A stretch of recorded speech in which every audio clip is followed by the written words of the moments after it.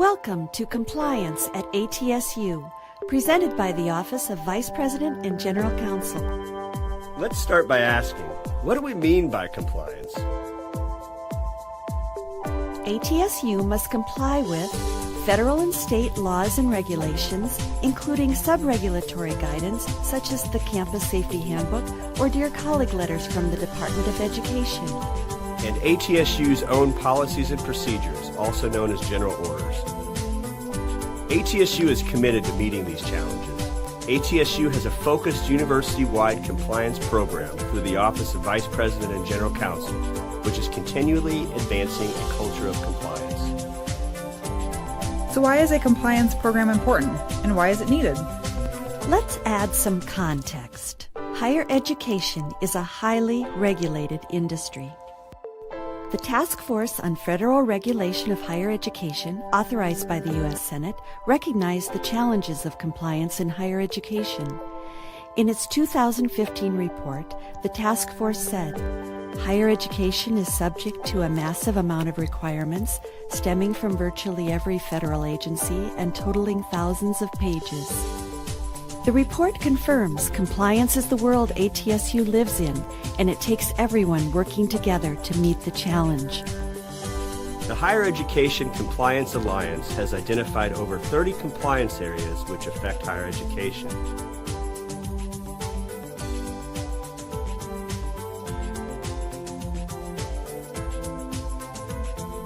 These areas are impacted by laws with detailed and specific requirements.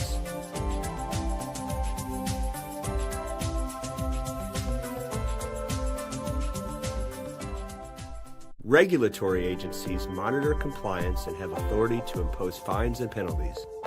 The effects of and penalties for noncompliance can be high, from both financial and reputational standpoints. We want to act before an event occurs that has impact on compliance and help avoid fines, penalties, and legal fees, damage to reputation, and demands on time. And let's not forget the spirit of these laws, which is to provide important protections for employees and students. So what does the ATSU compliance program consist of? A compliance program means something very specific.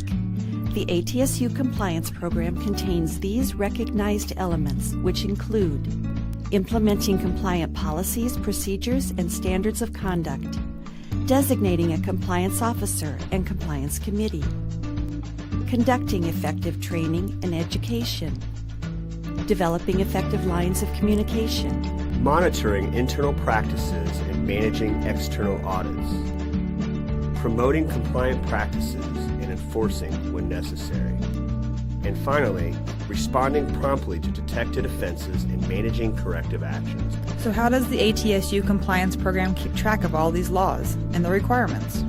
ATSU has a compliance matrix to help monitor reporting requirements.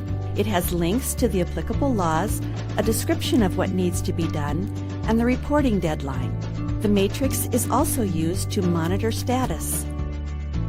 The ATSU compliance matrix is organized by responsible department and by calendar month. Reminders are sent to responsible departments. That's great. So how else does the compliance program make a difference? Can you share an example? Here's a real-life case in point from the ATSU compliance program.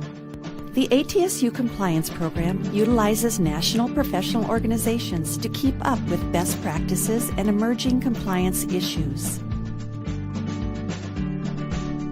An article by a National Association of Business Officers highlighted the Gramm-Leach-Bliley Act. The Gramm-Leach-Bliley Act requires institutions to safeguard private information of consumers.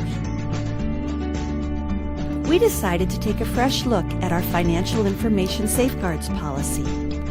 So we asked questions. Could our policy be improved? Do our practices align with our policy? Is there adequate training? What departments are responsible? Who should be involved? That's when the fun began. We reached out to other departments. Questions were asked and answered, and trouble spots identified.